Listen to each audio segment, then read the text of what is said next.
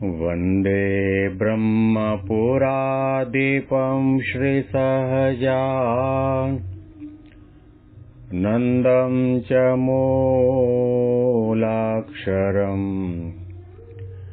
श्रेयस्कारणसद्गुणैकनिलयम् श्रीप्रागजिह्वावत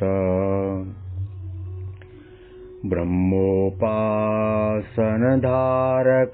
गुरुहरिं यज्ञं तथा योगिनं प्रीत्येवं प्रमुखं महन्तमनिशम् श्रीजीस्वरूपं मुदा। મહિમાનો મહિમા પ્રવચનમાળામાં આજે 30મી સપ્ટેમ્બર 2024 સોમવારના દિવસે તમામ સંતો હરિભક્તોને મારા સાષ્ટાંગ પ્રણામ.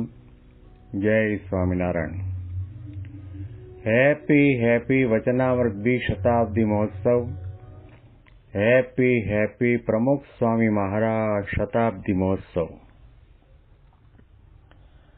ગઈકાલથી આપણે વચનામૃતમાંથી ગરડા અંત્યનું 17મું વચનામૃત, જેનું શીર્ષક ભરતજીના આખ્યાનનું વાંચવાનો, સાંભળવાનો, વિચારવાનો પ્રારંભ કર્યો.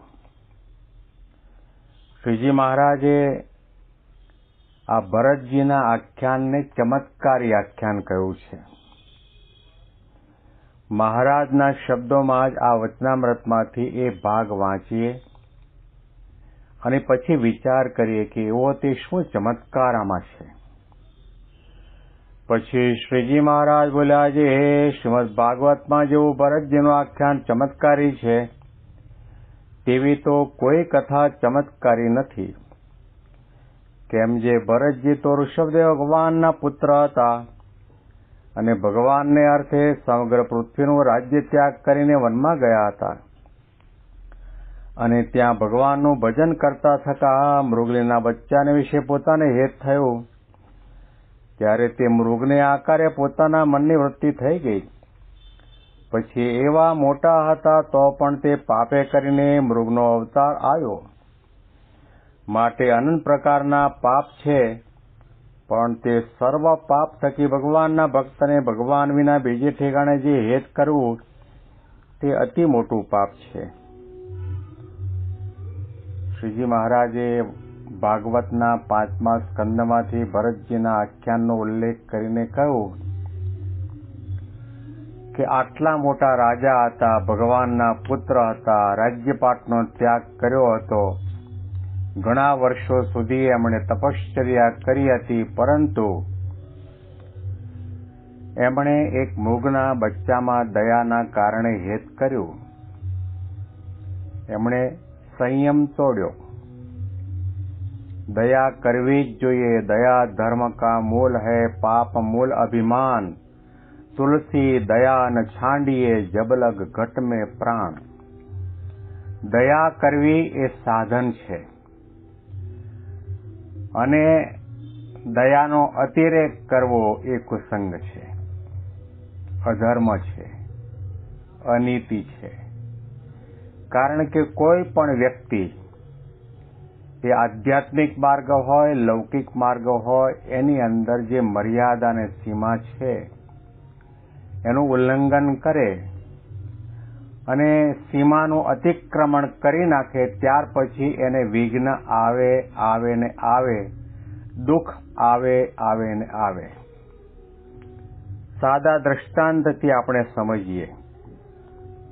ધારો કે કોઈ પણ માણસ બીમાર થયો, ડોક્ટર પાસે ગયો. ડોક્ટરે જે કંઈ એનું ચેકિંગ કરવાનું હતું, ચેકિંગ કર્યા પછી કહ્યું કે તમને આ જે તકલીફ છે એના માટેની હું તમને દવા આપું છું.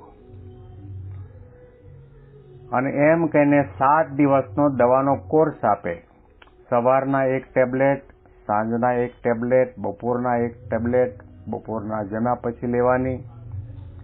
આ 7 દિવસનો આ ટેબ્લેટનો કોર્સ પૂરો કરશો એટલે તમારો રોગ મટી જશે.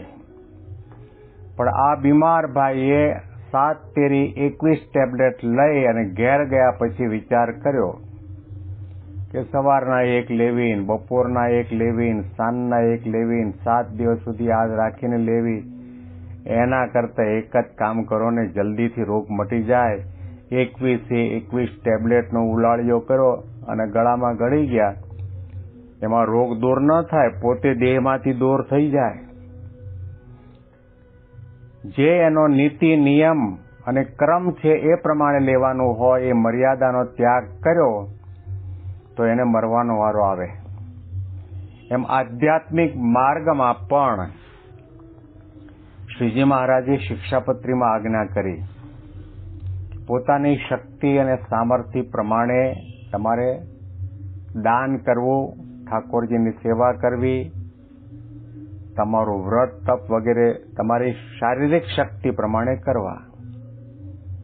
પરંતુ શક્તિ ન હોય, સામર્થ્ય ન હોય અને વ્યાજવા પૈસા લઈને દાન કરે તો પછી એને આધિ વ્યાધિ ઉપાધિ મૂંઝવણ પ્રશ્નો ઉભા થવાના.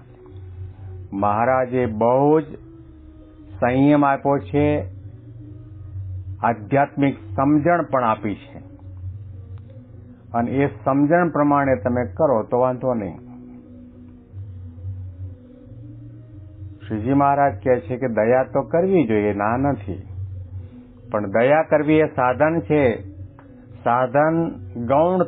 સાધન પ્રધાન થાય અને સાધ્ય ગૌણ થાય. ભગવાન માટે, આત્માના કલ્યાણના માટે, છેલ્લો જન્મ કરવા માટે, પરમાત્માનો સાક્ષાત્કાર કરવા માટે ભરત રાજાએ પોતાના પિતાજીના શબ્દોને મનમાં ધારી રાજપાટ, કુટુંબ, કબીલાનો ત્યાગ કર્યો હતો. પણ એમને સાધન પ્રદાન થયું, એમને વિવેક ન રહ્યો. આ વચનામૃત જ્યારે યોગી બાપાની પાસે વંચાયું છે ત્યારે કોઈ સંતે કે કોઈ હરિભક્તે અવશ્યપણે, એ ભાઈ અંબાલાલ પટેલ હોય બકરીપુરવાળા, કે હકા બાપુ હોય કે ત્રિવેદી સાહેબ હોય, એ કોઈ આવી રીતે આ વચનામૃત સાંભળ્યા પછી પ્રશ્ન પૂછતા યોગી બાપાને.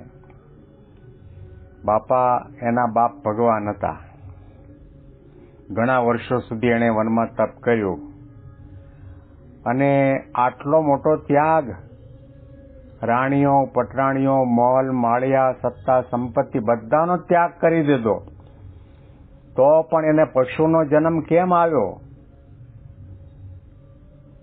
ત્યારે યોગી બાપા જવાબ આપતા કે બધું એની પાસે હતું, એના બાપ ભગવાન હતા, એને મોટો ત્યાગ કર્યો હતો, એનું મોટું તપ હતું, બધી વાત સાચી, પણ એને ગુણાતીત ગુરુ નહોતા મળ્યા, એટલા માટે એને મૃગના બચ્ચામાં હેત થયું. એને કોઈ કહેવા વાળું ન મળ્યું કે તારો દયાનો ધર્મ વાત સાચી છે, બચ્ચું નાનું છે ત્યાં સુધી પાલન પોષણ રક્ષણ કરો, બરાબર છે, પણ એ બચ્ચું એટલું મોટું થયું, રેન્ડિયર હરણ બની ગયો, તો પણ તમને એ એટલું બધું વાલું થઈ ગયું કે ભગવાન ગૌણ થયા, ભગવાન બાજુ પર રહ્યા, ધ્યાન બાજુ પર રહ્યું, સાધના બાજુ પર રહી, અને તમે મૃગના વિચારના ચકડોળમાં ચડી ગયા. અને એનું ચિંતન થતા મહારાજે અહીંયા વચનામૃતમાં લખ્યું કે મૃગાકારી વૃત્તિ થઈ ગઈ. અને અંતે આ મતિહિ સા ગતિ, અંતકાળે જેવી મતિ હોય, જેવા વિચારો હોય, જેવી વાસના હોય, જેવી આસક્તિ હોય, એવી પ્રકારની જીવાત્માની ગતિ થાય છે. આ પ્રસંગ ઉપરથી આપણને એટલું તો અવશ્યપણે ખ્યાલ આવે કે આધ્યાત્મિક માર્ગમાં આવા ગુણાતીત ગુરુઓની જરૂર કેમ પડે છે. ગુરુ વગર આપણને અંતરદ્રષ્ટિ કોણ કરાવે? ગુરુ વગર આપણને પાછા કોણ વાળે? ગુરુ વગર આપણું ખામી, આપણા દોષ, આપણા સ્વભાવ પ્રકૃતિ કોણ બતાવે, કોણ ટાળે બાળે? સાચું જ્ઞાન કોણ આપે? ભગવાનનો નિશ્ચય કોણ કરાવે? ગુરુની આધ્યાત્મિક માર્ગમાં ડગલે ને પગલે જરૂર છે. યોગી બાપા સ્પષ્ટ શબ્દોમાં કહેતા કે જો એને સાચા ગુરુ મળ્યા હોત તો ભરતજીને કહી દીધું હોત કે તમે આ મૃગનું બંધન થાય એના માટે વનમાં નથી આવ્યા, મૃગની અંદર હેત કરવા માટે નથી આવ્યા. છોડો, નાનું હતું ત્યાં સુધી એનું રક્ષણ પાલન પોષણ કરો, બરાબર છે, પરંતુ આટલું મોટું થયા પછી પણ એની સાથે તમે બંધાઈ ગયા. હેતરૂપી માયા, એવું જ્ઞાન, એવી સમજણ આપવા વાળું કે અંતરદ્રષ્ટિ કરાવવા વાળું, પાછી વૃત્તિ વાળવા વાળું એમને કોઈ ન મળ્યું, એટલા માટે 3 જન્મ લેવા પડ્યા છે. શ્રીજી મહારાજે કહ્યું કે આ ચમત્કાર નહીં તો શું કહેવાય? આટલો મોટો ત્યાગ! ઓહો, આપણે ત્યાગ કરીએ છીએ, શું ત્યાગ કરીએ? કઈ નહીં. કહેવાય છે કે સમગ્ર ભૂમંડળનો તેઓ રાજા હતા અને જેના નામ ઉપરથી આપણા દેશનું નામ ભારત પડ્યું છે, જેના બાપ ખુદ ભગવાન છે, અને આટલા વર્ષો સુધીનું તપ કર્યું તો પણ એનો ઉદ્ધાર ન થયો. એ જન્મ મરણના ચક્રવામાંથી મુક્ત ન થયા. બીજો જન્મ સીધો મળ્યો એને, મૃગનો મળ્યો, પશુનો મળ્યો. માણસ મટીને પશુ થવાનો વારો આવ્યો. તુલસીદાસજી એટલા માટે દયારૂપી ધર્મના મહિમાની વાત તો અવશ્ય પણ કરે છે, જે સાખી આપણે સાંભળી. દયા ધર્મ કા મૂલ હૈ, પાપ મૂલ અભિમાન, તુલસી દયા ન છાંડીએ, જબલગ ઘટ में પ્રાણ. એના એ તુલસીદાસજી બીજી સાખીમાં લખે છે, એક મૃગ કે કારણે ભરત ધર્યો તીન દેહ, તુલસી ઉનકી ક્યા ગતિ, ઘટ ઘટ કરત સને. એક મૃગના બચ્ચાના કારણે ભરત જેવા રાજાને પણ 3 જન્મ લેવા પડ્યા. તો જે માણસ ઘટઘટની અંદર હેત કરતો હોય તો પછી એની શું ગતિ થશે? આ વચનામૃત જ્યારે જ્યારે વંચાયું છે ત્યારે પૂજ્ય સંત સ્વામી સારંગપુર મંદિરના મહંત અવશ્યપણે સભામાં બેઠેલા હરિભક્તોને ટકોર કરીને કહેતા કે સાંભળજો, તાળી વગાડીને બોલતા કે ભરત રાજાને તો એક જ મૃગનું બચ્ચું હતું. તમારે કેટલા મૃગના બચ્ચા છે? ઘેર જઈને વિચાર કરજો. ગાડી વાડી લાડી પાડી, મોટર ગાડી બંગલા, આ બધા મૃગલા છે. જો એમાં હેત થયું, એમાં આસક્તિ થઈ, પછી ભગવાન ભેળા રહ્યા હશો ને ભગવાન મળ્યા હશે તો પણ ઉદ્ધારને પામી નહીં શકો. એટલા માટે શ્રીજી મહારાજે આ વચનામૃતને ચમત્કારી આખ્યાન કહ્યું છે. આના અનુસંધાનમાં વિશેષ વાતો આપણે આવતીકાલે સાંભળીશું. તમામ સંતો હરિભક્તોને મારા સાષ્ટાંગ પ્રણામ. જય સ્વામિનારાયણ.